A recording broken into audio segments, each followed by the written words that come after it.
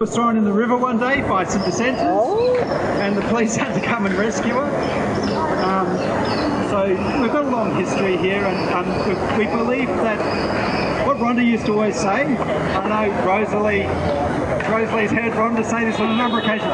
We may not agree with what you have to say, but we support your right to say it. So if you want to say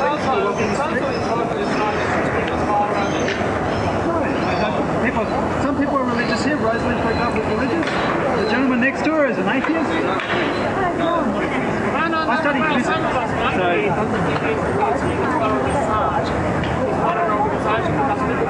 It's religious. So the idea is to find meaning. It comes from the Socratic tradition in Athens, in Greece. When Socrates, he stood outside the gym and he talked to young people.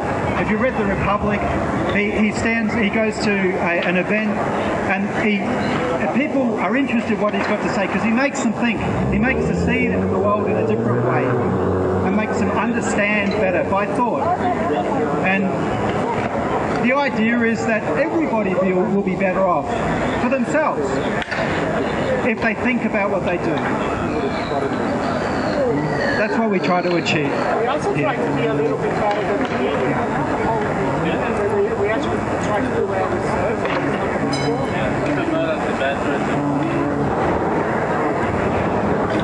In what way? Why? So you believe because Murdoch was biased during the elections, he is a bad person because he, perhaps, I'm putting words in your mouth. Yeah. Elections is a form of democracy, correct? Democratic election, therefore it should be up to the person to be able to against it if they want to vote for it, they're going to vote for it. So the Murdoch selection on the close down the trade certain kinds of negative manner. So isn't that actually it affects the ability of people to make decisions themselves? Isn't that undermining the whole democracy of Australia? Interesting point. There's an excellent podcast by a guy named George Hagerman. I'll just answer his question. Yeah, could you repeat the question? Yeah. So he's saying that the media is, my understanding of the gist of what he was saying is the media needs to be unbiased because it needs to provide information rather than a biased view of the situation because it affects people to make a decision for their own interest. George Hagerman's got an interesting podcast, and he's got a podcast called the Military History Podcast. It's a US thing, but he's got a lot of good articles on history, including the Greek wars, the situation in military in Afghanistan, in Bosnia, and he's also talked about why we fight, about why we go to war, why we go to war rather than peace, and he gives many different perspectives on these things. He also talks about propaganda, what propaganda is, and he talks about white propaganda versus grey propaganda versus black propaganda. What's the model? And he says that white propaganda is propaganda that is and he said that all propaganda promotes a one-sided view, and nobody is not everybody has a one-sided view. Even if you try to be less one-sided, if you try to be more objective, even if you give opposing people's perspective through your own mouth, you are still in some ways giving a one-sided view. It is possible, however, I just hold oneself on various viewpoints and actually try to understand that. I think that's what I've done. But you're still filtering it through your own filter, which is biased. It is biased. I mean, Ayn Rand says that Ayn Rand was a philosopher and book writer. She wrote a book called Atlas Shrugged and a book called Fountainhead. She was good friends with Alan Greenspan, who was the US Federal Reserve head. And she said there is such a thing as truth, but it's filtered by a fallible instrument, that being the human mind. But it's better than anything else. So To think is, you can think wrong, but it's better to think than not to. What about the portrayal of the Arabs? How they're portrayed as terrorists? I believe they don't have a voice, and I feel really disappointed. And I've seen until recently, very few Muslim speakers, Islamic speakers that have come up. I mean, look, if you listen to the portrayals of Osama bin Laden, for example, do you ever hear his point of view? Do you ever? I mean, we believe in a court of law by which people have the right to answer the charges that are brought against them, and yet, how many of us understand his point of view? I'm not saying it's right, I'm not saying it's wrong, but do you know what his perspective is? If you don't know what his perspective is, he has been misjudged. He hasn't been treated fairly.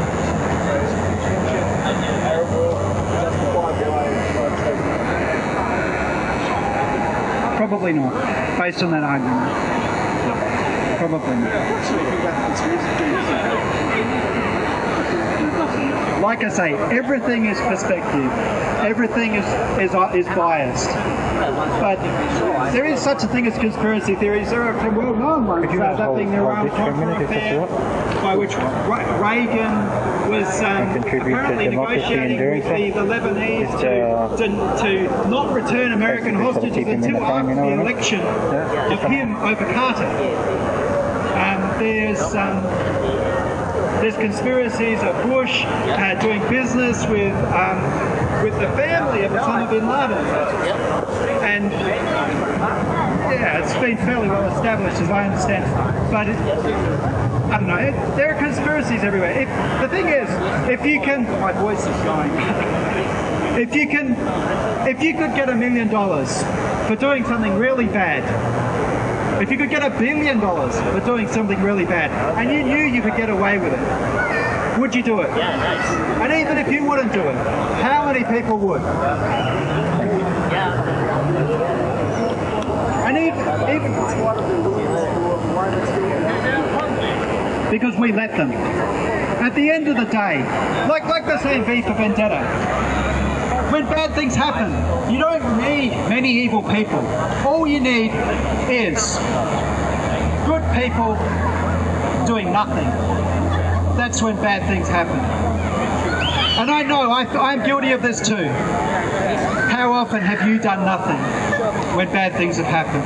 How often have you seen something bad, something's been done to something else that doesn't affect you, and you have done nothing? You've stood by, every one of us. I think I'm not disagreeing with the sentiment, I think it's a great sentiment. However, Al-Qaeda are probably also thinking we need to do something. We can't be like everyone else and not do something about whatever it is they were fighting for. So, you know, for each person who is on one side, there's somebody on the other side. Al-Qaeda is no longer an ideology, it's an enterprise now. Yeah. America using it as a means to destroy many countries, especially Syria. Right now there's a lot of militia, Al-Qaeda in Syria, not fighting for peace anymore, just fighting to destroy the country and the government.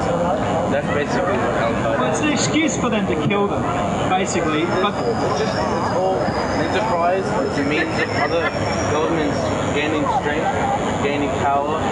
It's pretty much two ideologies, hiring innocent teenagers in Afghanistan, Pakistan, other countries, fighting, killing themselves, just these two countries to win their battles. That's all it is.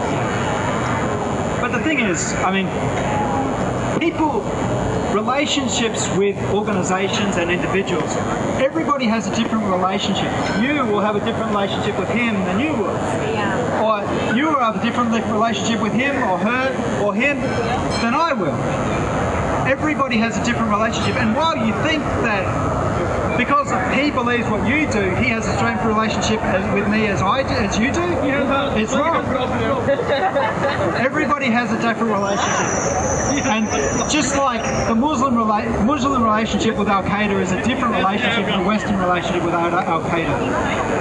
So, for example, I think it's a great name, The Cause, it's very inspirational. I think but many people don't know what it means, which is sad. For the Christian, Al-Qaeda means... I think it always comes down to where you stand. And your perspective. no one can ever be objective. No one can ever be impartial. Everyone has, because they're alive, they have to have their own interests. And all conflict comes down to conflict of interest. But the thing is, well, one thing is that we all need to eat. We all need love. We all need the things that Maslow talks about, the hierarchy of needs. We all need survival needs. We need shelter. So even though we have got different religions, can't we understand that other people also need to live? We also need power. We don't need to force Christian dogma down the Muslim throat to survive. We want live and let power. live. We want power. We have a will to power. Power is not a fundamental of life. You don't need power to survive. You don't need wake up and say, oh, I need power, I'm going to die. Rosalie's got to get going, so she's got to take the stuff. Love, water, shelter, that's those needs. Want something. Nietzsche and Schopenhauer, the great German philosophers, they talked a lot about the will to power. He believed that in order to perceive the world as it truly is, you needed to renounce worldly things. Because